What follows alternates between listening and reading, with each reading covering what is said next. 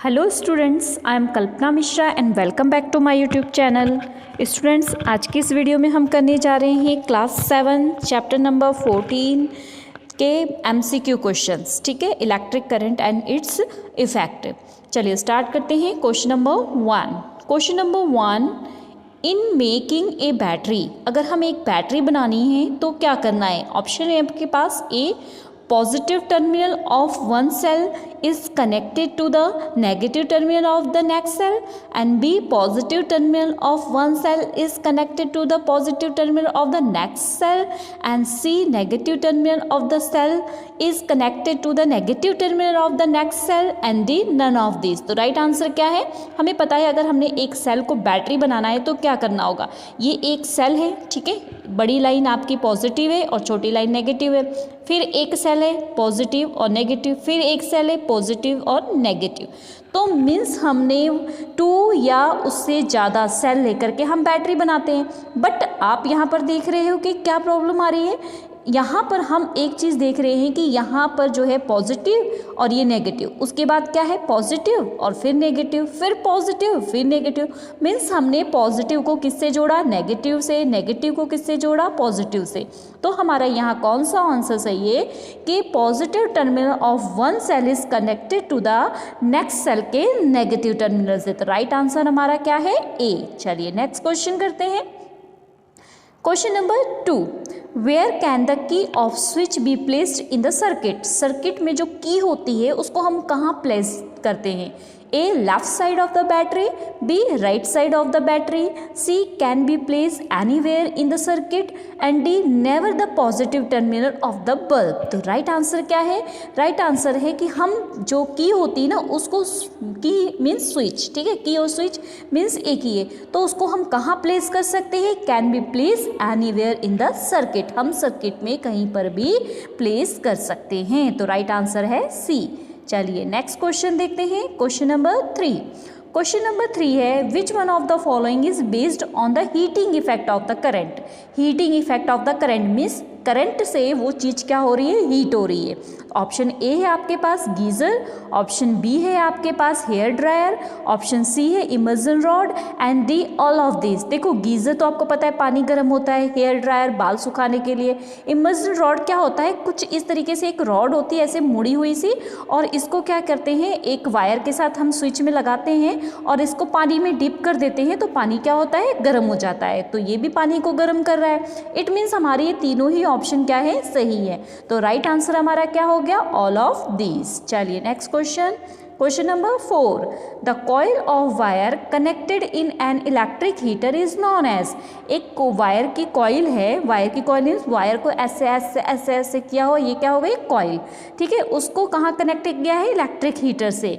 तो बताओ वो क्या है? कंपोनेंट है, एलिमेंट है, सर्किट है या फिर स्प्रिंग है? तो राइट आंसर क्या है? राइट आंसर है इसका बी, एलिमेंट। ठीक है, जो वायर है वो एक एलिमेंट है, ठीक है, जो कॉइल के रूप में गोल गोल घुमा के हीटर में जो है लगाया गया है। ठीक है। Next question number 5, the amount of heat produce in a wire depend on. जो हीट प्रोड्यूस होती है किसी वायर में वो किस पर डिपेंड करती है? इसके a material, b length, c thickness, d all of this. तो राइट आंसर क्या है? राइट आंसर है इसका डी, ऑल ऑफ दिस। उसके मटेरियल पे भी डिपेंड करती है, लेंथ पे भी डिपेंड करती है और थिकनेस पे भी डिपेंड करती है। ठीक है, उस जिस हिसाब से इसका मटेरियल होगा, लेंथ होगी, थिकनेस होगी, उसके हिसाब से वो प्रोडक्ट क्या होगा? हीट होगा। ठीक है। चलिए next question. Question number 6, most important question, which mark is necessary on the electric appliances.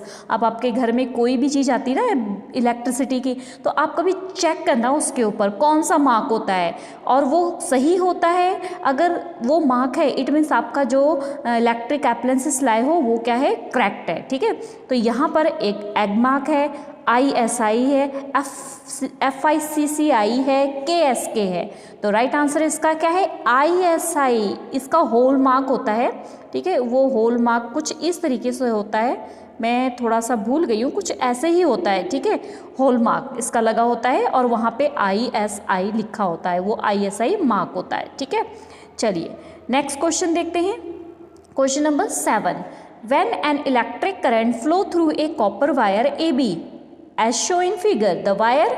अब यहाँ पे क्वेश्चन आपको बोल रहा है कि इलेक्ट्रिक करंट है वो कॉपर वायर में से जा रहा है। कॉपर वायर आप देख रहे हो यहाँ पर जो है AB, ठीक है।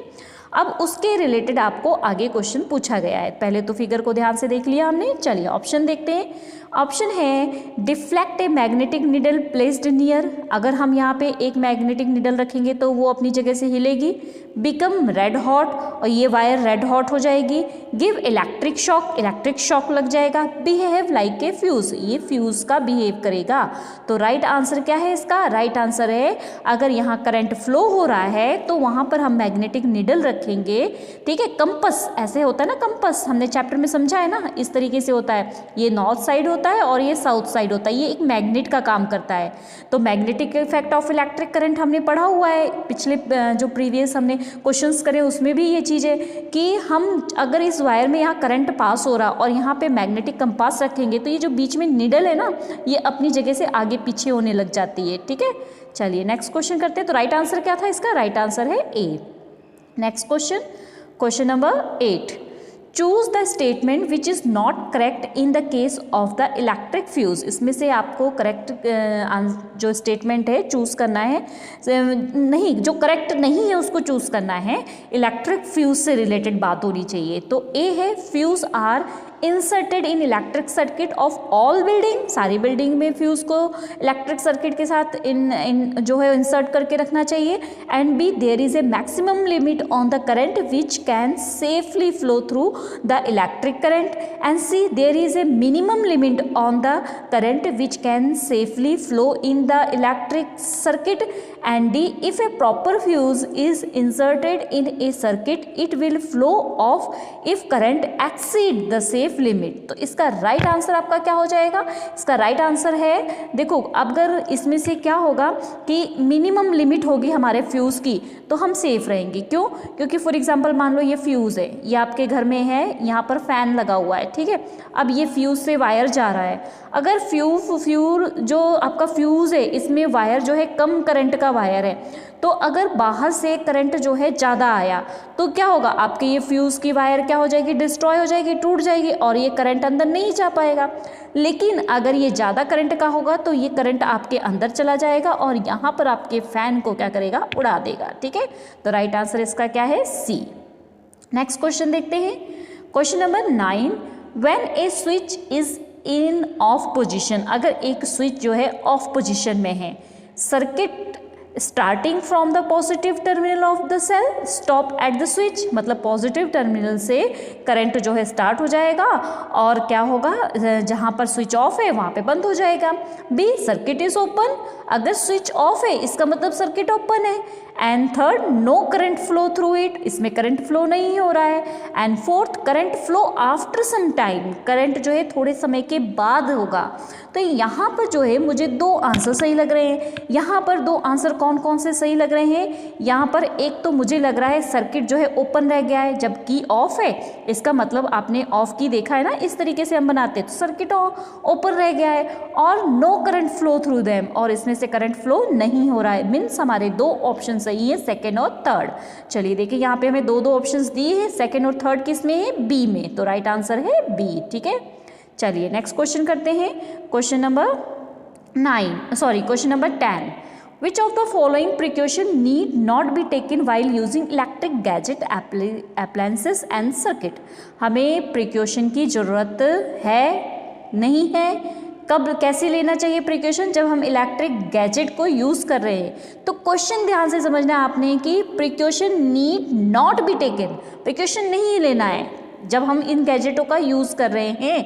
तो अगर हमें ज़रूरत नहीं है, we should never touch a light electric bulb connected to the main switch, तो ये तो सही है, ठीक है। Next, we should never experiment with the electric supply from the main और द जनरेटर और एन इन्वर्टर, तो ये भी सही है। Next C, we should never use just any wire और strip on the metal in a place of a fuse.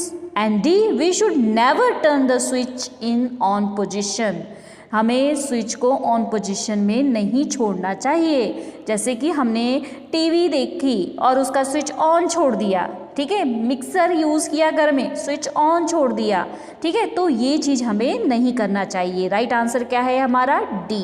Okay students, I hope ये MCQ आपको समझ आ गया अच्छे से।